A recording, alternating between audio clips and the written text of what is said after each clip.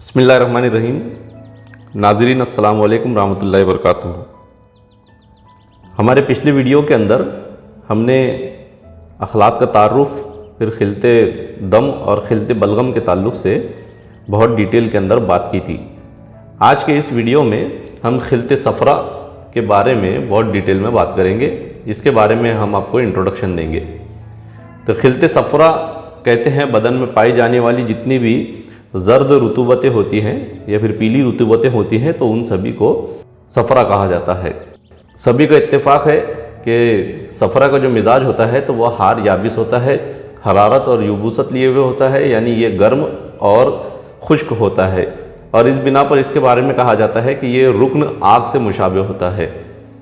अब इसकी दो किस्में होती हैं, वो होती है तबई और दूसरी होती है गैर तबई। तो तबई जो इसकी किस्म होती है तो इसका जो रंग होता है तो वो ज़र्द सुर्खी माइल होता है, यानी ये पीला होगा लेकिन कुछ इसके अंदर रेडिश अज्जा भी शामिल होंगे।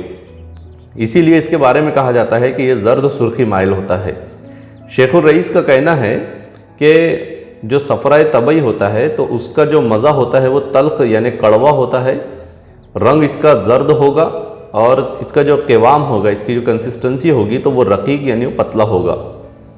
उसके मुकाबले में अल्लामा नफीस का कहना है कि सफ़रा का जो रंग होता है तो वो ज़ाफ़रान के मानिंद होता है, सैफ़रॉन के मानिंद होता है, वो ज़र्दी माइल होता है। अब आइए कि सफ़रा की गैर तबई अक़साम देखते हैं। तो सफ़रा की 4 गैर तबई अक़साम होती हैं और जो तबई सफ़रा होगा तो वो गैर तबई में 2 वजूहात की बिना पर तब्दील हो सकता है। तो इसीलिए इसको फिर सफ़राए मुतग़य्यर भी कहा जाता है, यानी जिसके अंदर तब्दीली हो गई हो। तो 2 वजूहात हो सकती है कि या तो किसी बैरूनी शय के या बैरूनी खिल्त के शमूलियत से इसके अंदर तब्दीली पैदा हो गई हो, या फिर अंदरूनी तौर पर इसके अंदर कोई खुद अपनी ही अंदर तब्दीली इसके अंदर पैदा हो गई हो, और इस बिना पर इसका या तो क़िवाम तब्दील हो जाएगा या फिर रंग या फिर बू या फिर ये तीनों भी तब्दील हो जाएंगे। तो सफ़राए गैर तबई की 4 अक़साम होती हैं। पहली जो इसकी किस्म होती है तो वो सफ़राए मुखय्या होती है, इसके अंदर गलीज़ बलगम शामिल हो जाता है। दूसरी इसकी जो किस्म होती है तो वो मिर्रा सफ़रा होती है, जिसके अंदर बलगम रकीक यानी पतला वाला जो बलगम होता है तो वो शामिल हो जाता है। तीसरी किस्म इसकी सफ़राए मोहतरक़ा होती है, यानी ऐसा सफ़रा कि जिसके अंदर एहतराक पैदा हो गया हो। अब ये अंदरूनी तौर पर हो रहा है। पहली जो 2 किस्में थी तो वो बैरूनी चीज़ की शमूलियत से हो रही थी, लेकिन अब जब सफ़रा में ख़ुद में एहतराक पैदा हो जाएगा तो वो सफ़राए मोहतरक़ा कहलाएगा, और उसकी वजह से, इस एहतराक की वजह से सफ़रा के अंदर हिद्दत और सोजिश पैदा हो जाती है। और चौथी इसकी जो किस्म होती है तो वो कुर्रासी या फिर जंगारी या फिर जंजारी होती है। अब कुछ लोग इसको एक ही किस्म मानते हैं। अब जंगारी और जंजारी दोनों एक ही अल्फाज है, बस इसको जंगारी को मुअर्रब किया गया है और उसको जंजारी किया गया है अरबी में। तो लेकिन कुछ लोग कहते हैं कि कुर्रासी एक अलग किस्म है और जंगारी या जंजारी एक अलग किस्म है। तो जो भी है, ये दोनों बहुत ज़्यादा मुशाबे होती हैं और ये दोनों बहुत ज़्यादा ख़तरनाक होती है, ये जहर की मानिंद होती है। इनका रंग जो होता है तो वो बताया जाता है कि ये गहरे सब्ज़ रंग का होता है। अब सफ़रा के फंक्शंस बदन के अंदर क्या होते हैं, क्या इसके मुनाफे होते हैं, क्या इसके अफ़ाल होते हैं। तो सफ़रा चूँकि हम सभी जानते हैं कि इसका मिजाज हार याबिस है और हरारत हमेशा किसी भी चीज़ को पतला करती है। जो सफ़रा होता है तो वो खून को भी पतला करता है। तो सबसे पहला इसका जो काम होता है तो वो तरक़ीक़ दम है, यानी खून को रकीक बनाना, खून को पतला बनाना। और उसी के साथ इसका दूसरा जो फ़ेल होता है, ये दूसरे इसके जो मुनाफे होते हैं, यानी कुछ मखसूस आज़ा जो हमारे बदन के हैं, जो पार्ट्स हमारे हैं बॉडी के, तो उनको तग़ज़िया फ़राहम करना, उनको न्यूट्रिएंट्स देना। तो जैसे मिसाल के तौर पर फेफड़े हैं, गज़ारीफ़ है यानी गुज़रूफ़ की जमा कार्टिलेज इसको कहते हैं, लिसान है यानी ज़ुबान, और उरूक़ दमिया है यानी ब्लड वेसल्स हैं। तो इन सभी को सफ़रा जो है तो वो न्यूट्रिएंट्स देता है, उनकी तग़ज़िया करता है। सफ़रा का एक और काम ये है कि ये तहरीक और तग़सील अमा करता है। तहरीक और तग़सील अमा यानी یہ آنتوں کے اندر تحریک پیدا کرتا ہے، ان کے اندر موومنٹ پیدا کرتا ہے، اور ساتھ ہی ساتھ تغسیل کہتے ہیں دھونے کو۔ تو اب یہاں پر ہم نے ان کو دونوں کو الگ الگ کر کے لکھا ہے۔ تو صفرا کا کام یہ ہوتا ہے کہ وہ آنتوں سے فضلات کا اور لیزدار بلغم کا اخراج کرواتا ہے۔